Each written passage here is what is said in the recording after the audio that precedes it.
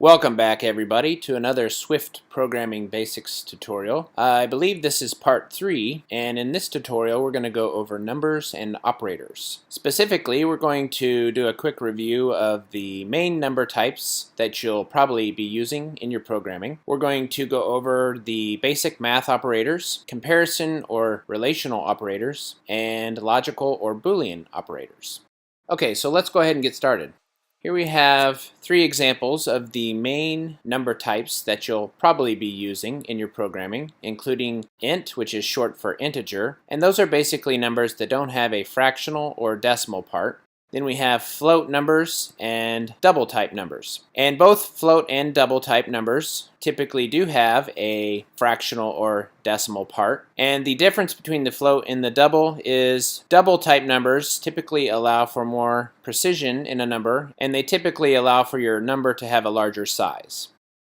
In general, if you create a variable with a decimal type number or with a fractional part and you don't explicitly state the type, it will default to a double. Okay, so let's move on to our math operators. The 4 basic math operators include addition, subtraction, multiplication, and division. So here we have examples of each. Here we have an example of addition. Here's an example of subtraction. Here is an example of multiplication. And here is an example of division. We've gone ahead and put these inside a print so we can print them to the console to display them. And we've also included an example of the remainder operator, which is also sometimes known as the modulo or modulus. Okay? And basically what this does is it performs an operation and returns the remainder. So in this example, it's going to be 10 divided by 4, and then it will return the remainder of that. And then our last example for our math operators includes an example where we have tried to add 2 numbers together with different types. So we've used string interpolation, put this inside of a print, and we want to add number 1 with number 2. But notice that number 1 is an integer and number 2 is of type float. Now to get this to work, what we can do is convert number 1, the integer type, to a float type, and then that will allow us to add those 2 numbers together. So let's go ahead and run our code and show the output for all of these examples here.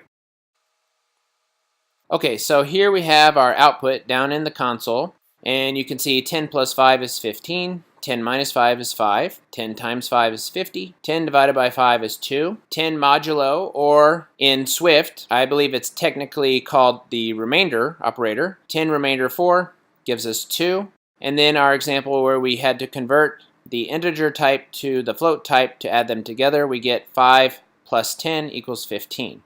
Now just to show you that you have to convert number 1 to a type float to add them together, we'll show you what happens when we try and remove this. You can see we get an error message here. It says binary operator plus cannot be applied to operands of type int and float. Okay, so let's go ahead and convert that back. And you can see we're just basically wrapping that in the type float. And now the error message goes away.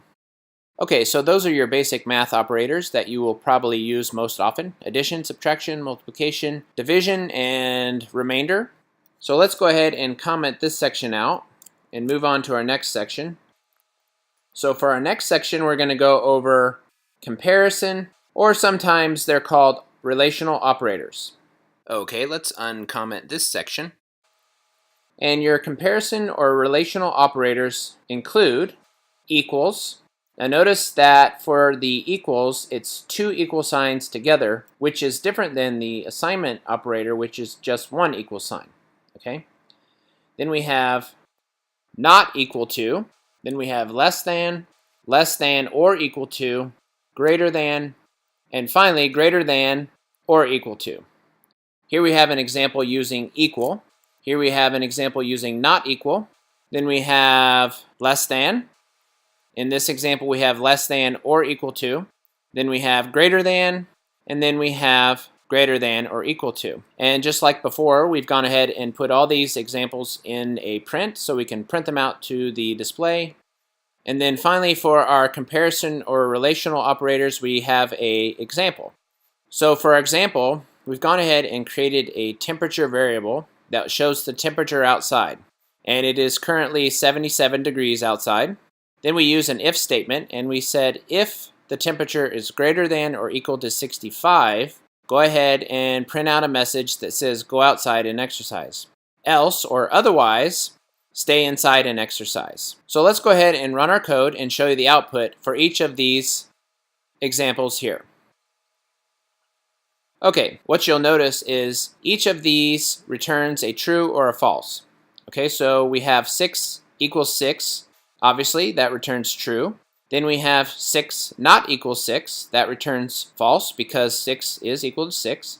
Then we have 6 is less than 7. We get back true. 6 is less than or equal to 7. We get back true. 7 is greater than 6. We get back true. Then we have 7 is greater than or equal to 7. And for this one, we get back true because this operator will return true if it's greater than or equal to. And then finally, for our example that we created here, we get the print that returns go outside and exercise. So let's play around with some of these just a little bit. And we're going to change these to show you some different outcomes. So for this first one, we had 6 equals 6. Now if we change that to a 7, you can see that it now returns false. Okay, so I guess we can go ahead and change that so it reflects accurately. Okay, so clearly 6 equals 7. That's not true. We know it's false. Let's try another example. Let's change this to 16. Let's run it. And we know that 16 is not less than 7, so that returns false. Now just a quick review on these comparison operators that have less than or equal to. Note the use of the word or. So in order for these to be true, it can be less than or equal to one or the other, and then it will be true. Okay, let's change something in this example just to show you what happens. If we change this to, say, 7, it's really cold outside. Let's go ahead and run it.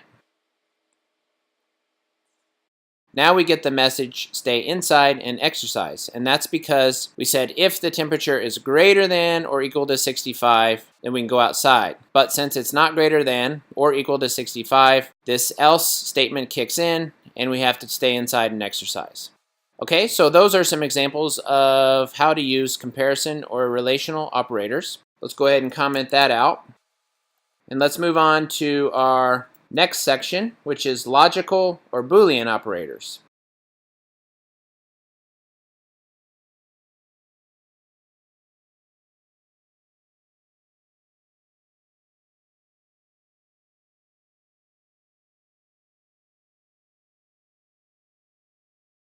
Okay, so your logical or Boolean operators consist of and, or, and not. So for our first example here, we're going to use an and. And what this is going to do is it's going to look at the things that you're trying to compare, and when you use and, all of them must be true for the entire thing to be true. Okay, so here we have our example. And what we're going to do here is we're going to say if 5 is less than 7 and 6 is less than 7, return true or false. And as we mentioned, both of these must be true for this to return true. Now in this case we have 5 is less than 7, that's true. Then we have 6 is less than 7, and that's true. So both of these are true. So you could say this is true and this is true, so this entire thing should return true. Let's move on to our or example. So here we have 5 is less than 7 or 20 is less than 7. Now this one is true, but this one is not. But since we use the or operator syntax, which is 2 bars or vertical slashes, only one of these has to be true for the entire thing to be true. Then finally we have not, and basically what this does is it turns something into its opposite. So here we have not true, and this will be false. So let's go ahead and run this and show you what we get, and then we'll go over our example here. But let's go over our examples for these Boolean or logical operators first. Okay, so here in our first example, we get back true, and that's because 5 is less than 7 and 6 is less than 7. Now if we change one of these, so let's go back up here, and if we change this to, say, 50, because we know that 50 is not less than 7, even though 6 is still less than 7, even though one of these is still true, one of these is not. And they both have to be true for this to be true. Now if we run this again, Now we get back false. Okay? So just remember for the and, all of them must be true for it to be true, because you're saying this must be true and this must be true. So let's change this back to 5, and let's go over an example, and let's change something in our or statement. Okay, now for the or, basically you just need one true for the entire thing to be true. So we have 5 is less than 7, that's true, or 20 is less than 7, that one's false. But if we change them both to false, now this will be false, because 50 is less than 7, that's false, or 20 is less than 7, that's false. And basically what this is saying is this must be true or this must be true, but since they're both false, now the entire thing is false. Okay, so you can see here, since they're both false, now the entire thing is false. So for the or, you just need at least one to be true, or they can all be true and it'll be true. So let's show you an example if they're both true. And run that, we get back true because it's saying one or the other or all must be true, and then we get back true. Now notice for the not true here, this example that we created here, we get back not true equals false. Now let's move on to our example using the logical operator, and in this case we're actually going to get to use a combination of our comparison and logical operators. So this builds on our earlier example where we get to decide whether to go outside and exercise or not based on the weather. So we've added an element to the weather, which is the precipitation, so if it's raining or not. So here we have created a Boolean variable for raining, and we've set it to false. So basically this is saying right now it is not raining.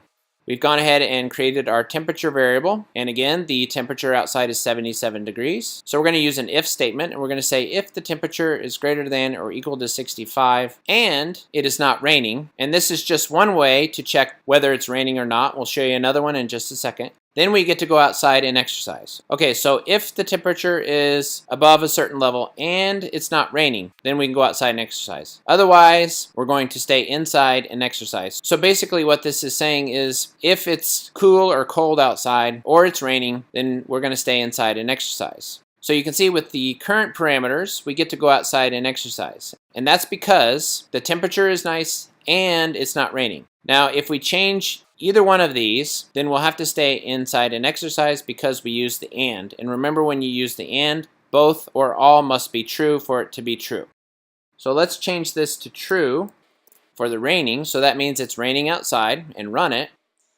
And now it's going to tell us to stay inside and exercise. Okay? Now, as we mentioned, another way that you can set this if statement up is you could say not raining, like that. So when we use this exclamation point, that means not, and we put that in front of the Boolean variable. So that's equivalent to not raining. Now let's change this back to false. And since it's not raining and the temperature is nice outside, once again, when we run this, we should be able to go outside and exercise.